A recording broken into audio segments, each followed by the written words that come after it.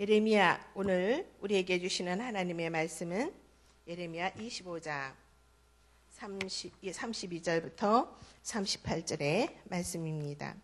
다 찾으셨으면 함께 한 목소리로 봉독하도록 하겠습니다. 만군의 여호와께서 이와 같이 말씀하시니라. 보라, 재앙이 나서 나라에서 나라에 미칠 것이며 큰 바람이 땅에서부터 일어날 것이라. 그날에 여호와에게 죽임을 당한 자가 땅 끝 이 끝에서 저 끝까지 미칠 것이나 그들을 위하여 애곡하는 자도 없고 시신을 거두어 주는 자도 없고 매장하여 주는 자도 없으리니 그들은 지면에서 분토가 되리로다. 너희 목자들아 외쳐 왜곡하라. 너희 양떼 인도자들아 잿더미에서 뒹굴라. 이는 너희가 도살당할 날과 흩음당할 기한이 찼음인즉 너희가 귀한 그릇이 떨어짐같이 될 것이라. 목자들은 도망할 수 없겠고 양떼 인도자를 도주할 수 없으리로다. 목자들이 부르짖는 소리와 양떼 인도자들이 애곡하는 소리요 여호와가 그들의 초장을 황폐하게 함이로다. 평화로운 목장들이 여호와의 진노하시는 열기 앞에서 적막하게 되리라. 그가 젊은 사자같이 그 굴에서 나오셨으니 그 호통치시는 분의 분노와 그의 극렬한 진노로 말미암아 그들의 땅에 폐허가 되리로다 하시니라. 아멘. 예레미야 25장 32절부터 38절의 오늘의 본문은 오늘 본문의 배경은 여호야김 통치 시대입니다. 이때는 이미 예레미야가 이스라엘이 망하고 바벨론의 포로가 된다 사역하면서 예언한 지가 벌써 23년이 지난 시기였습니다.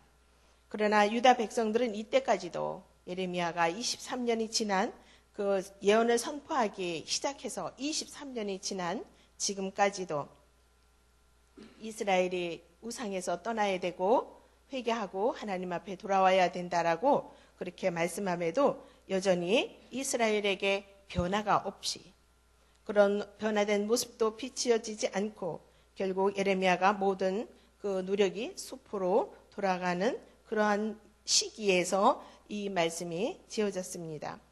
그래서 하나님은 이렇게 처절한 심판을 선포하고 계시고 다가올 심판에 대해서도 이스라엘의 유다 백성들이 무관심했으므로 그들의 처지를 이제 전혀 더 이상 하나님을 기다리지 못하고 심판하시겠다라고 말씀을 하고 있는 것입니다. 특별히 본문에서는 하나님이 심판에 있어서 유다 민족들이 지도자들에 대해서 엄중하게 그런 책임을 묻고 하나님께서 말씀하시는 것을 봅니다. 성경에서 여기서 오늘 본문에서 말씀하셨던 것처럼 하나님께서 큰 바람을 땅끝에서 일으켜 이스라엘을 멸하실 때에 이스라엘의 지도자들인 목자들은 애곡하게 될 것이다 라고 말씀을 하고 있죠. 양떼의 인도자들인 목자들에게 임하는 여호와의 진노가 얼마나 무섭고 얼마나 큰 책임을 묻는 것인가 라는 것을 보게 됩니다. 그러면 오늘 본문이 우리에게 주시는 하나님의 교훈의 말씀을 한번 살펴보도록 하면 첫 번째는 이스라엘이 이러한 범죄가 갈 때까지 간 극에 찬 총체적인 죄악의 불의에 대한 하나님의 전면적인 그런 심판인 것을 보게 됩니다. 본문에서 하나님의 심판이 전면적으로 철저하게 임하게 된 것의 언급은 몇 군데 나타나는데 32절에 보면 보라, 재앙이 나서 나라에서 나라로 미칠 것이며 큰 바람이 땅끝에서 일어날 것이다 라고 말씀을 하는 것을 보게 됩니다. 또 33절에 보면 하나님께서 심판하여 나타나게 될 처참한 상황들에 대하여 설명하고 있는데 온 땅에서 죽은 자들이 널려 있으나 애곡하는 자도 시신을 거두어 주는 자도 매장을 하여 주는 자도 없을 지경으로 그러한 심판의 상황이 이루어지게 된다라는 것을 우리가 보게 됩니다.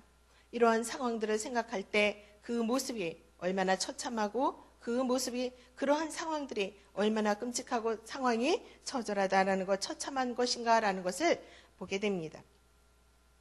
그런데 우리가 여기서 알아야 될 것은, 중요한 것은 심판이 이렇게 처절한 실상 그 상황이 중요한 것이 아니라 우리가 왜 그러한 이스라엘 유다 민족에게 하나님이 왜 그런 심판을 내리셨는지, 왜 그러한 심판을 유다 민족이 초래하게 되었는지, 유다 백성들이 죄악이 무엇인가라는 것을 알아야 한다는 것이죠. 창세기 19장 24절부터 25절에 보면 소돔과 고모라에 대해서 하나님이 말씀합니다. 아브라함에게, 소돔과 고모라를 위해서 기도하던 아브라함에게 그 땅에 소돔과 고모라를 멸하지 않을 수도 있다. 어떻게? 그 땅에 의인 10명이 있으면 내가 소돔과 고모라를 용서하고 소돔과 고모라를 구원하겠다라고 그렇게 하나님께서 아브라함에게 말씀하십니다. 그 소돔과 고모라가 그 안에 의인 10명이 없어서 소돔과 고모라가 멸망했다라는 것을 우리는 잘 알고 있죠. 에레미야의 시대가 그러했습니다. 소돔과 고모라의 시대처럼 에레미야를 통한 몇몇 선지자들 외에는, 선지자들을 제외하고는 총체적으로 타락해서 의인이 없었다라는 것이죠. 하나님의 말씀대로 살아가는 사람이 없었다라는 것입니다. 세상에 빛이 되어야 될 종교 지도자들이, 교회가, 유다 민족들이 하나님이 택한, 너는 내 백성이요 나는 네 하나님이다, 야훼 하나님께서 그렇게 말씀하셨음에도 그 유다 민족 그 안에서 하나님의 말씀대로 살아가는 사람이 없었다라는 것이죠. 총체적인 타락의 한계가 크게 달했고 갈 때까지 갈 정도였습니다. 그래서 하나님께서는 결국 시대가 악할수록 그리스도인이 이 세상에서 빛과 소금의 직분을, 그러한 역할을 감당할 수가 얼마나 어려운 것인가를 알게 합니다. 세상이 악해지고 세상이 죄악 가운데 빠졌으면 그 그리스도인들이, 하나님의 믿는 하나님의 선민들이 오히려 그 세상 속에서 세상을 변화시키고 바꿔나가고 올바르게 지켜나가도록 세상의 빛과 소금의 직분을 감당할 수 있어야 되는데 도리어 그러기보다 같이 함께 침륜하는 그런 상황이 되었다라는 것입니다. 그러기에 우리는 신앙 생활을 한다는 것이, 경건 생활을 한다는 것이 말씀을 붙들고 말씀으로 삶으로 이어지도록 그렇게 지켜나가야 된다라는 것을 더욱더 우리가 알게 하고 하나님이 그렇게 말씀을 하시는 겁니다. 그것이 바로 하나님의 심판으로부터 자신은 물론이거니와 세상을 구할 수 있는 길이기 때문에 하나님이 그렇게 말씀을 하시는 것이죠. 두 번째는 우상 숭배에 대한 심판에 대해서 말씀을 하고 있습니다. 34절에서부터 36절에 보면 목자들이 부르짖는 소리와 양떼의 인도자들이 애곡하는 소리가 여호와가 그들의 초장을 황폐하게 함이로다라고 말씀을 하고 있습니다. 하나님께서 푸른 초장까지도 황폐하게 하신다고 말씀하셨던 것은 이 초장 때문에, 이 초장으로 인해서 유다인들이 그렇게 우상 숭배하게 되었고 그 초장 때문에 삶의 넉넉함, 그 유다 민족들에게 펼쳐져 있는 그 초장의 넉넉함과 풍요로움 때문에 교만의 원인이 되었다라고 말씀을 하기 때문입니다. 유다 민족들은 이 좋은 초장에서 양떼들이 잘 자라는 것처럼 생활에 어려움이 없어지자 하나님을 의지하기보다, 그리고 하나님을 경배하는 것을 까마득하게 잊어버리고 그 삶에서 생활하게 되었다라는 것입니다. 따라서 하나님께서는 그들이 의지하는 것, 그들이 우상처럼 생각하는 것들, 그것들을 다 무너뜨려서 황폐하게 해서 그들이 믿고 의지했던 것들이 아무것도 아님을 깨닫게 해야 되겠다. 그래서 그들이 신앙을, 믿음을 다시 회복할 수 있도록 해야 되겠다라고 하나님께서는 그렇게 생각하시고 하나님의 방법대로 하나님을 의지하는 것은 오직 세상을 의지하는 것은 초장이 아니라 그들의 환경이 아니라 넉넉함에 있었던 것이 아니라 오직 하나님임을 다시 한번 상황을 통해서 인식시켜주고자 하셨던 하나님의 뜻이었습니다. 그러한 것을 우리는 또 말씀을 통해서 알게 합니다. 세 번째는 세상에 여기에서 나오는 말씀처럼 목자들에 대해서 양떼의 인도자들에 대해서 목장들에 대해서 말씀하시는 것을 보아서 지도자들의 심판이 더 무섭게 하나님은 책망하시는 것을 보게 됩니다. 34절부터 36절까지에는 유다의 지도자들에 대한 경고의 메시지로 오늘 그 본문 말씀 전부 다 목자들에 대한 진도의 말씀이 오늘 주된 말씀의 내용입니다. 유다의 지도자들에 대한 경고가 집중되어서 반복되어집니다. 첫 번째로 그 상황을 보게 되면 첫 번째는 지도자들의 특권은 의무 수행이 아님을 우리에게 말씀하고 있습니다. 사람이 사는 사회 어디든지 그 사회가 속한 그곳에는 단체이든 사회이든 공동체이든 교회 내이든 거기에는 지도자가 있게 마련이죠. 지도자에게는 특권이 있고 의무가 있습니다. 갖게 되는 책임이 있고 특권이 주어지게 된다라는 것이죠. 성경 로마서 13장 1절에 보면 이 특권은 세상에서 누려야 되는 세상에서 사람들이 누리게 되는 그러한 특권에는 그러한 것이 사람의 의지로 사람의 노력으로도 되는 것이 있지만 하나님이 주시는 것이다 라고 말씀을 하고 있습니다. 성경에서는 하나님이 주시는 것이 특권, 지도자들이다 라고 말씀을 하고 있습니다. 세상에서 세워지는 지도자들은 하나님이 세우신다라는 것이죠. 그래서 이 특권은 상급이 아니다 라고 말씀을 하고 있습니다. 하나님의 이 특권은 사람들을 위해서 하나님께서 세워준 청지기로서의 그러한 것들을 감당할 수 있게 하기 위해서 세워준 것이다 라는 것을 성경은 말씀을 하고 있는 것이죠. 그런데 이러한 하나님께서 특별하게 봉사하도록 하나님을 위해서 봉사하도록 세상을 향하여서 봉사하도록 사회를 향하여 봉사하도록 나라를 위하여서 봉사하도록 교회를 위하여서 봉사하도록 세워주신 그러한 특권을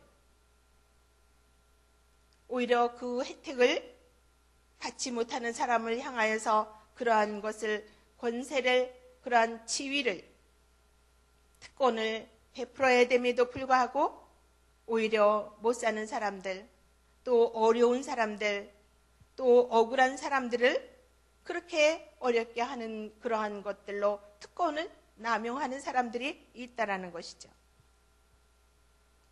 하나님이 주신 특권은 그 특권을 누리라는 것이 아니라 특권을 하나님이 온전히 바르게 수행할 수 있어야 된다라는 것입니다.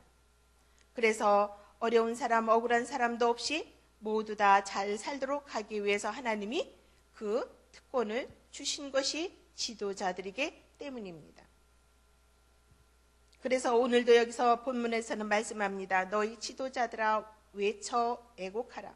너희 양떼의 인도자들아 잿더미에서 뒹굴라. 이는 너희가 도살당할 날과 흩음을 당할 기한이 찼음인즉 너희가 귀한 그릇이 떨어짐같이 될 것이다 라고 말씀을 하고 있습니다. 그 특권의 수행을 온전히 바르게 하지 않고 오직 자신의 유익을 위해서 사용하였던 자들은 하나님의 심판 때에 더 무거운 책임이 받게 된다라는 것을 오늘 말씀을 통해서 우리가 알게 합니다. 그래서 베드로전서 5장 3절에서 보면 맡기운 자들에게 주장하는 자세를 하지 말고 오직 양무리의 본이 되라 라고 베드로전서 5장 3절에서 말씀을 하고 있습니다. 둘째는 특권에 누리는 것이 큰 만큼 무너짐이 이처럼 크다라는 것을 우리에게 말씀을 하고 있는 것입니다. 산을 갈 때, 등산을 하고 등반을 할 때 지혜로운 등반가는 그 등산을 하는 일 못지않게 하산하는 일을 중요하게 생각한다라고 합니다. 지혜로운 지도자들도 자신이 높은 정상에 있을 때에 올라온 정상을 생각하는 것이 아니라 하산하고 내려왔을 때 그 정상에서 내려올 때를 생각하는 것이, 그래서 아래를 살피는 것이 지혜로운 지도자다라는 것을 그렇게 말을 합니다. 그런 지도자들의 모습이 아름다운 것이고 존경받게 되는 지도자상입니다. 우리나라가 과거 대통령들이 모두 한결같이 그러한 모습이 되지 않아서 우리는 그런 정치적으로 아픈 역사를 가지고 있는 나라 중에 한 나라이기도 합니다. 저와 여러분들도 각자의 삶에서 교회의 지도자들로, 또 아니면 각자 여러분들의 삶에 있어서 직장에서, 내가 속해져 있는 집안 가문에서, 또 아니면 사회적으로 지도자로 하나님께서 세워주신 것들이 있으십니까? 내가 우리 가정의 영적인 지도자인데 그런 역할을 여러분들이 하고 계십니까? 저와 여러분들은 말씀으로 살아가기 위해서 하나님의 백성들로, 하나님의 언약 백성들로 집안에서이든 가정에서이든 아니면 여러분들이 속해져 있는 사회이든 직장이든 더 나아가 우리 교회에서 어떠한 직분을 맡아서 사역을 하시던 지도자들이십니다. 이 새벽에 교회에 나와서 새벽을 깨우며 기도하시는 여러분들은 적어도 영적으로 우리 교회와 함께 걸어나가는 그런 지도자들입니다. 그런 지도자들에게 하나님은 오늘도 본문을 통해서 말씀을 하고 있습니다. 지도자들의 모습이 어떠해야 됨을 말씀을 하고 있는 것이죠. 그 위치에서, 내가 속해져 있는 그 위치에서 사역을 온전히 감당하지 못하면, 오늘도 하나님께서 말씀하셨던 것처럼 내가 처해져 있는 그 정상의 위치, 그러한 삶에서 정상에 있는 리더라고 생각하고 지도자들이다 생각하고 목자다라고 생각되어지고 양떼의 인도자들이다라고 생각되어지시는 저와 여러분들은 하나님께서 어떠한 모습으로 살아가기를 원하시고 기대하시고 소망하시는지, 올라온 정상이 아름다운 것처럼 내려갈 때의 모습도 아름다워야 된다라는 것입니다. 그래서 그러한 특권에 마음을 두기보다 의무에 더 마음을 두어야 한다라는 것을 말씀을 통해서 알게 합니다. 칭찬받을 일보다는 책임 추궁받을 일을 더 마음에 새기고 그렇게 생각하고 말씀으로 살아가야 된다라는 것입니다. 이러한 사실을 감안해 볼 때 단지 유다 민족의, 이스라엘 민족의 지도자들이 그렇게 지금 무서운 심판을 하나님으로부터 받게 되는 것입니다. 따라서 지도자가 된다라는 것은 좋은 일, 기쁜 일이기만도 한 것이 아니라 그만큼 의무고, 하나님 앞에서나 사람들 앞에서, 양떼들 앞에서 그만큼 더 어렵고 힘든 직분인 것을 우리는 알아야 합니다.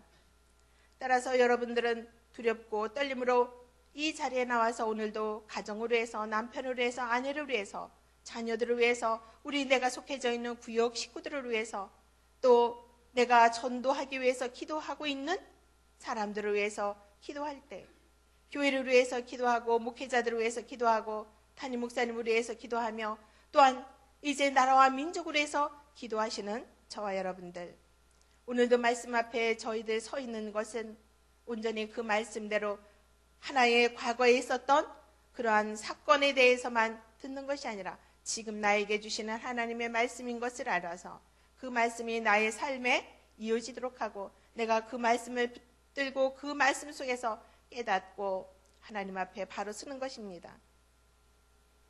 하나님께서 우리에게 주신 청지기로서의 그런 사명을 겸손하게 그리고 선하게 잘 받아들이고 그 말씀을 넉넉하게 세상 가운데서 하나님의 사람들로 살아나가서 나로 인하여서 내가 기도하는 사람들이 온전히 아름답고 선한 그렇게 하나님의 사람들로 함께 주님의 길을 걸어갈 수 있는 복음의 전도자들이 다 되어지시는 삶이 되어지기를 주님의 이름으로 축복합니다.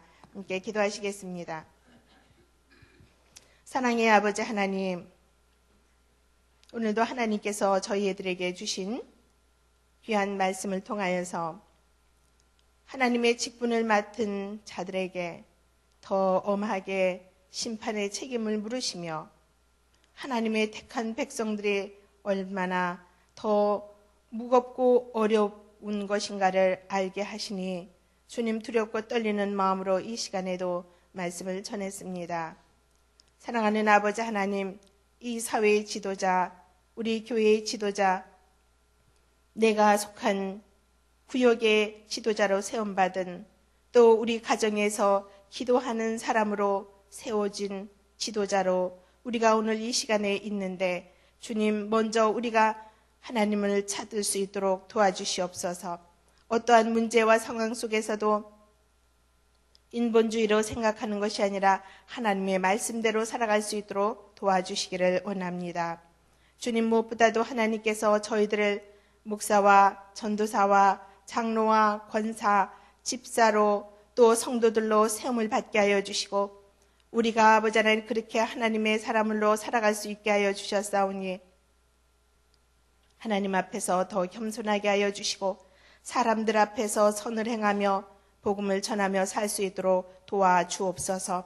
하나님의 때에 하나님 앞에 섰을 때에 우리가 징계를 받지 않도록 주님이 도와주시고 하나님이 원하시는 믿음의 길을 따라 잘 걸어갈 수 있는 저희들이 되게 하여 주옵소서. 아버지 하나님, 이 시간에도 그 말씀을 붙들고 삶에서 생활할 때에 그 말씀을 가슴에 새겨서 오늘도 말씀을 행하며 살 수 있도록 주님이 도와주옵소서. 예수 그리스도 이름으로 간절히 기도하옵나이다. 아멘. 공동기도문 1번 예배입니다. 우리 예배를 받기에 홀로 합당하신 창조주 하나님, 말씀 삶 공동체가 주님을 예배할 때마다 영광을 받게 하시고 삼위일체 하나님의 임재와 현존으로 응답하옵소서.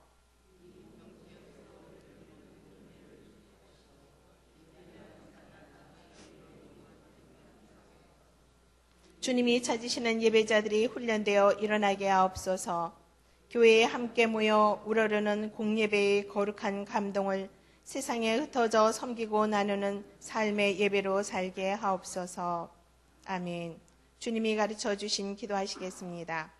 하늘에 계신 우리 아버지, 아버지의 이름을 거룩하게 하시며 아버지의 나라가 오게 하시며 아버지의 뜻이 하늘에서와 같이 땅에서도 이루어지게 하소서.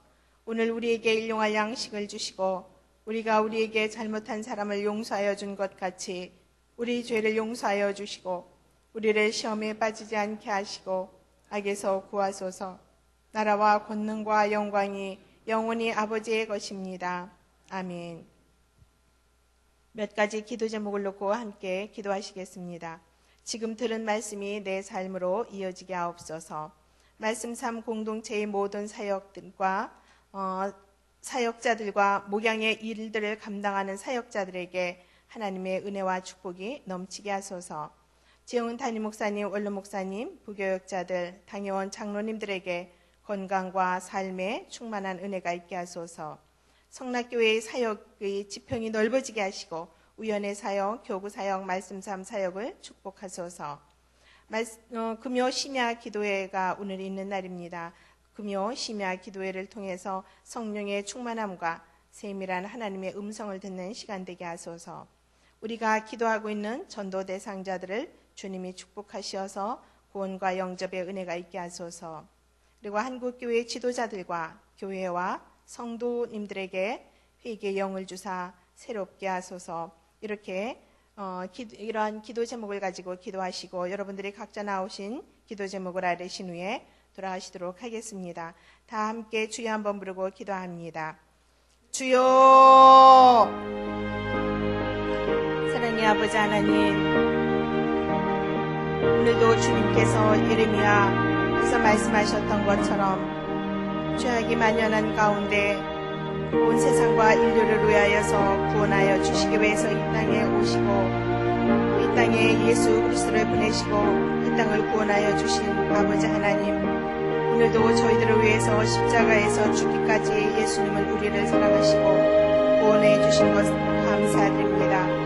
이 시간에도 하나님이 원하시는 말씀과 뜻을 잘 분별하여 하나님께 영광이 되게 하여 주시고 하나님의 뜻이 하늘에서와 같이 이 땅에서도 이루어질 수 있도록 저희들을 주님의 선한 도구로 사용되어지는 날이 되어지기를 원하오니 아버지 하나님, 이 시간에도 주님 이 새벽에 나와서 주님 앞에 기도하시는 귀한 성도님들, 또 우리 성락 성결 공동체에 속한 모든 성도님들을 주님이 축복하여 주셔서 오늘도 세상 가운데서 하나님의 선한 도구들이 다 되게 하여 주옵소서. 하나님의 말씀대로 그 선한 도구들로 세상 가운데 나가서 말씀을 전하며 살게 하여 주시고 말씀대로 살 수 있는 은혜가 있게 하여 주옵소서. 말씀 삶 공동체 모든 사역자들과 목양의 일을 감당하고 있는 사역자들에게 하나님의 은혜와 축복이 더욱 넘치게 하여 주시고 주님의 영혼 사랑에 대한 마음을 갖게 하여 주셔서 주님이 오신 그 목적대로 주님이 마지막 이 세상을 떠나서 하늘에 올라가실 때에 우리에게 주신 말씀처럼 오늘도 주님 저희들이 있는 곳곳 위치에서 주님을 전하며 살 수 있는 저희들이 되게 하여 주옵소서.